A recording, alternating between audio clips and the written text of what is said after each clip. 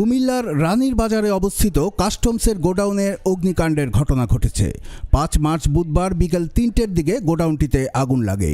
খবর পেয়ে ফায়ার সার্ভিসের একটি দল ঘটনাস্থলে গিয়ে আগুন নিয়ন্ত্রণে আনে।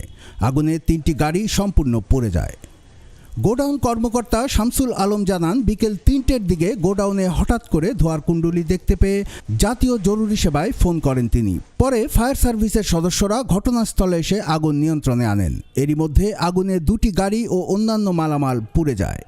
ফায়ার সার্ভিস ও সিভিল ডিফেন্স কুমিল্লার সহকারী পরিচালক ইকবাল হোসেন জানান, গোডাউনটিতে 31টি গাড়ি ছিল। আগুনে 3টি গাড়ি পুড়ে যায়, বাকি 28টি তারা উদ্ধার করতে পেরেছেন। গোডাউনের পাশে শুকনো পাতায় লাগানো আগুন থেকেই এই ঘটনার সূত্রপাত বলে ধারণা করেন তিনি।